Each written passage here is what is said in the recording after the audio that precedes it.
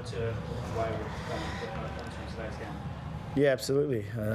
But in saying that, in key moments of the game where you've got to concentrate, we let ourselves down. I thought we started very well. Probably the lead up to the first goal, whether it's the situation obviously that occurs in the box, but there's a passage of 5 to 7 minutes where I don't feel we're at our best, and we lose a bit of control, and we had some control prior to that. And they're good if you give them time. They're good if you give them time and start moving the ball around. It's a pretty controlled tempo. It's not too high, but there's some intelligent players there, some good movement, and it sort of culminates in giving away a corner, and it's obviously an error to concede that goal. And then I'm still confident. 1-0 at half-time, if we get to 1-0, that we'll be okay with that, to be honest. I sort of understand what they do when they go in front as well, and it's really obvious, and most of the time, sometimes it works, sometimes it doesn't, but I haven't seen it again. But what I'm hearing is whether it's a penalty or not, I don't know, but that changes the game. 2-0 at half-time is going to be difficult in Wellington to come back. We have a terrific response. I thought we played some great football in the second half, scored a great goal. Should have scored more goals, to be honest. We just a little bit of discipline, just players to be in certain position when balls are coming into the box, because they've come in often enough, and we would have scored another couple for sure. So credit to them, because they did what they had to do from 2-0 to hold on to the game, and it's a missed opportunity for us. Do you take issue with the penalty, like we were saying before? What's Sam to do with the times in that situation?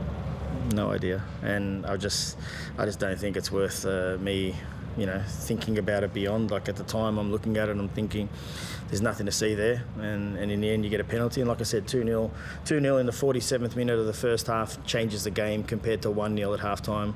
That would be a very different game for sure. Didn't think Jack had been fouled, and when he dropped the ball. I'm not sure to be honest, but if you're trying to catch it, that means you're really confident you're going to catch that ball, or else you're punching it and dealing with it and getting a bit more distance on it as well. You prefer the punch there? I just prefer it doesn't go in the back of the net. So however that happens, just that's ultimately the aim. It's a set piece, and like I said, we need to be better on our set pieces. But structurally, that's decent structure. To be honest, it's an individual situation, and have to watch it again.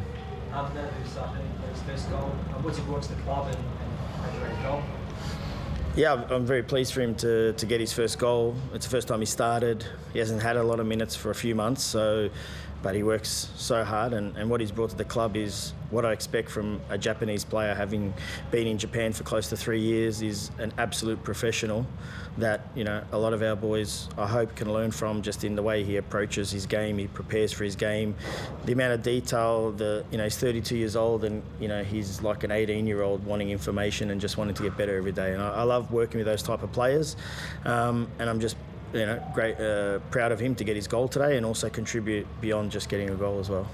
I know he's not your player, but willing to be a big rap over Oscar Zawada. He's scored 11 so far. He's a different grade. How do you make his performance in terms of a striker in the alley? Where does he sit to? Yeah, he sits in a good position because the amount of goals he's scoring, but really didn't have too much impact on the game today, I thought, apart from a penalty. He makes some good runs. He's an outlet for him on long balls, and there was quite a few of those as the game wore on, and he's a strong body. So he's done well for him, and credit to him for coming and adapting to the league so quickly and having a good impact.